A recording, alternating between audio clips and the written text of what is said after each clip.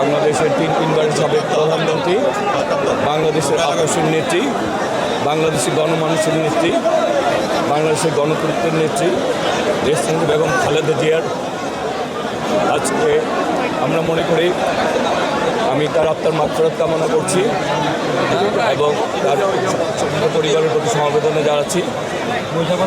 শহীদ রাষ্ট্রপতি জিয়া রহমান দেশনেত্রী বেগম খালেদা জিয়ার জাতীয়তাবাদী আদর্শকে ধারণ করি, লালন করি।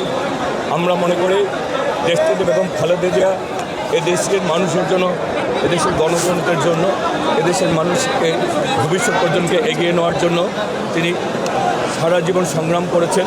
এই সংগ্রাম করতে যেয়ে তিনি তার স্বামীকে হারিয়েছেন, তার সন্তানকে হারিয়েছেন, গৃহহারা হয়েছেন, মিথ্যা মামলাকে বিনা চিকিৎসায় ধীরে ধীরে মৃত্যুকুলে ঢলে পড়েছেন।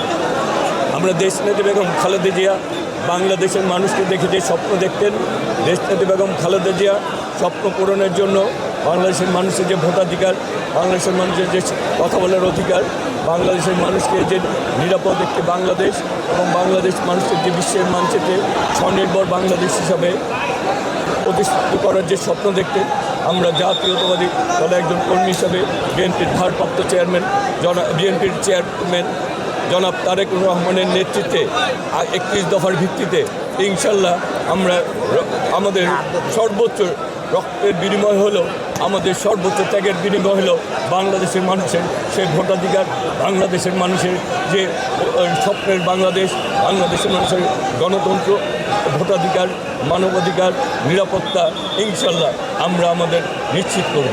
আচ্ছা ভাই, এই যে নির্বাচনের আগে স্বেচ্ছাসেবক দলের এক কর্মীকে, নেতাকে প্রকাশ্যে গুলি করে হত্যা করা হলো, আপনারা তো প্রার্থী, এরকম শঙ্কায় আপনারা আছেন কি না, বা এই পরিস্থিতিকে উত্তীর্ণ হতে আপনি একজন প্রার্থী হিসেবে কি বলতে চান?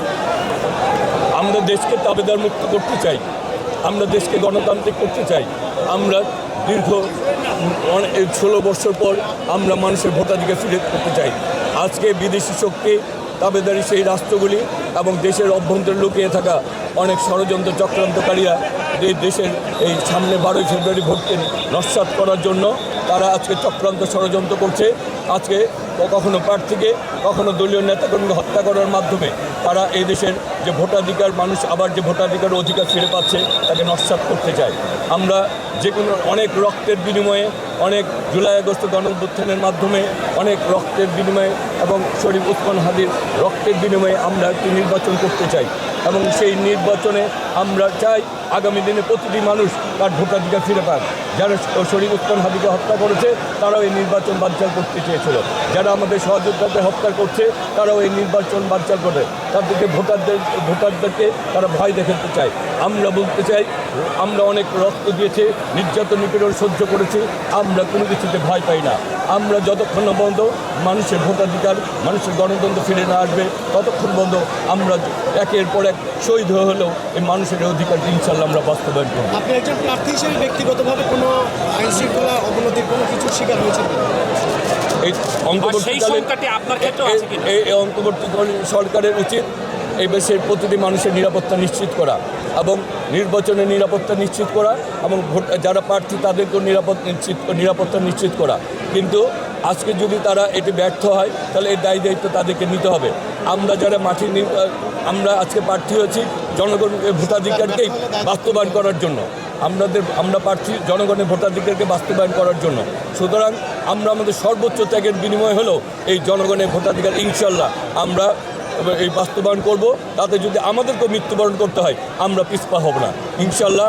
আমরা অতীত রাজপথে ছিলাম, এখনও আছি। মানুষের ভালোবাসা নিয়ে আমরা মানুষের ভোটাধিকার বাস্তবায়ন করেই আগামী দিনে গণতান্ত্রিক বাংলাদেশের শুভ সূচনা করব তারেক রহমানের নেতৃত্বে ইনশাল্লাহ।